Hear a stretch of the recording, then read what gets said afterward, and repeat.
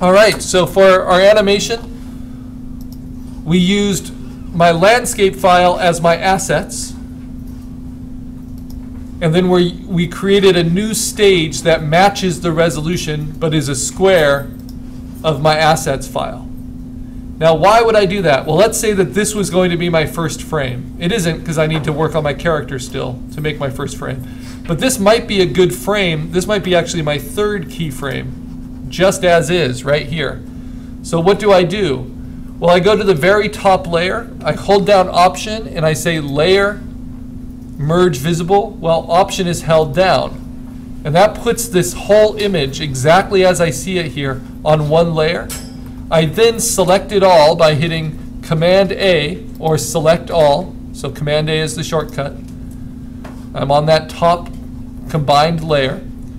And then I say Edit Copy or Command C. And then I move to my stage and I say Edit Paste or Command V. Right? And because I matched the resolution, you see that it put it exactly where I want it. Now here's the other thing I can do. How do I pan over? Well, what I can do now that I'm on the stage, and this is all one asset, it's just one kind of flat photograph behind the camera now, I can duplicate it, and I can use my arrow keys to move it over a little bit, and then I can duplicate it again, use my arrow keys to move it over a little bit, duplicate it again, lots of duplicating, Command J, use my arrow keys to move it over a little bit, duplicate again, Command J, use my arrow keys to move it over a little bit, and I'm creating a camera move. Now this will be useful later on, and I'm not even going to use this in my animation. It's not what I've keyframed, but I just wanted to show you the basic principles of this. So I just created 6 frames, and now I can animate them because I have them each as separate layers. So 1, 2, 3, 4, 5, 6, right? Let me go a little bit further so I just get the creature all the way out of the frame. And this might be a way to introduce my creature.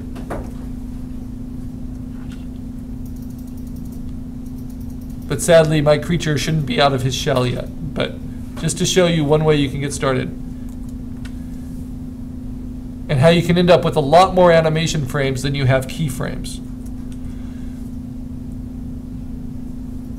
Because all this is just a camera move.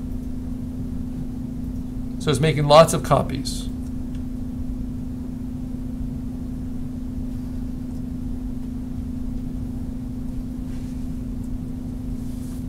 All right, so now I have like 11 copies. How do I make that into an animation? Well, this is how it works. Once you have the layers on your stage, each layer is a 100% layer. What you can do is then go to your window and go to your timeline. I'm going to move my timeline down here. I'm going to shrink it a little bit. I like to lock it into the bottom here. And then you say create frame animation, because we're going to do frame by frame. And then you say make frames from layers. And voila, it does it. My bottom layer was blank, so the first frame is that. But I don't want that frame, so I'm going to delete it by not hitting delete, because that would get rid of my layer. Instead, just by dragging that frame to the trash can within the timeline window. Now, I've got 11 frames that show a camera movement, just going through my layers. But they have no time on them right now. They're 0 seconds. So I have to select them all and then select a timing. And my default is usually 0.3 seconds. And then I'm going to play it through forever, just so I can see how it works. Now it's playing. There you go. What if I wanted it to pan back and forth? Do I need to create new layers, new frames?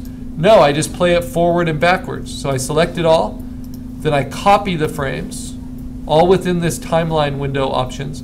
Then I paste the frames, and I paste them after my selection. And then I reverse their order. Right, so what does that do? Well, we start out the same way. But then it will go back the other way. Very simple animation. Is it showing any kind of transformation? No. But even just that camera move, that took 22 frames. More than 9, right? So that's how this basic principle works. We move things onto the stage once we have what we want. And so what I'm going to do is, if I do want some sort of camera move, I'm going to bring that over to the stage first, right? Like this. But then I might want to keep my creature separate, like a puppet on the background. So this is a little complicated. So I'm going to delete all of these. And what do I have to do? Well, first I have to clear my timeline out. And that's why I don't want you to use the timeline too early. And so I'm even going to move it out of the way so it doesn't distract me. And I'm going to delete all of these because I need to think about it and understand what I'm doing. So these are my assets. This might be good for my third frame. But I also need to build more assets so I can animate my creature. And for that, let me turn off my creature. And if you want, you can organize them in different folders. So I might put all of my creature assets in a folder group.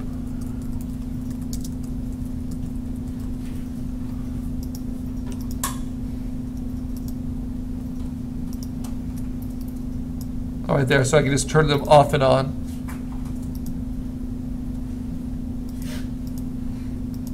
Weird.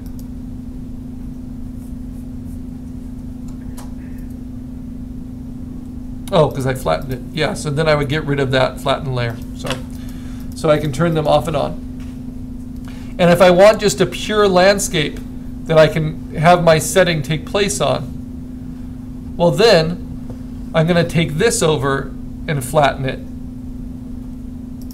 So I'm going to go on top of this landscape, and I'm simply going to go Option, Layer, Merge Visible.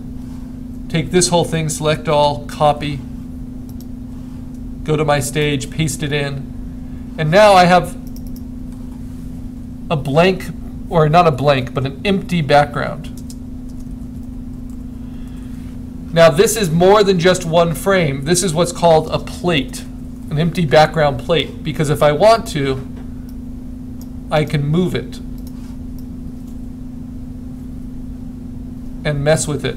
So it's like a backdrop in a play that's longer than it needs to be. So that's my first setting asset. And I might make a group for that. So this is my backdrop.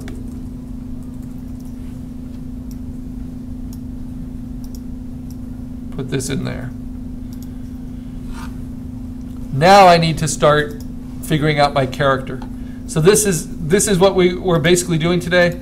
We're making a lot of assets that we can use. So where can I get more character assets? More than what I have here. Well, if I need to, I can go to my assignment folders and go to assignment 2. And of course, our finished PSD of our creature, that Photoshop file breaks that creature up and gives us all the different assets we would want. So for instance, if you want to do a lot of animating with your character, you could separate out your claw, and you can animate your claw to do different things, like clamp shut, by building different assets. But I'm going to show you kind of the lazy way of doing that, because I'm not doing too much with my creature. I'm more doing it with the setting. So I'm just going to use the creature as is to be lazy. But if you really want tight control of the assets of your creature, go to that assignment 2 file and bring those over as assets, all those different component layers. So let's just look at it this way. Let's pretend that this setting is not here, this background, right? So instead, I'm just working with the character. And these are my props, my different rocks I can use, the different dust fills. These are the things I want to animate. So my creature here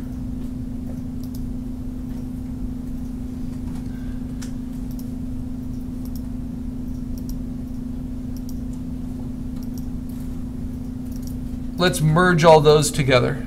No, let's not. Let's see. It's tricky. I don't think I want the overlay layer, so I'm going to make a duplicate of the creature, bring it out to the outside, and turn all those assets off. Let's just focus on the creature for a minute.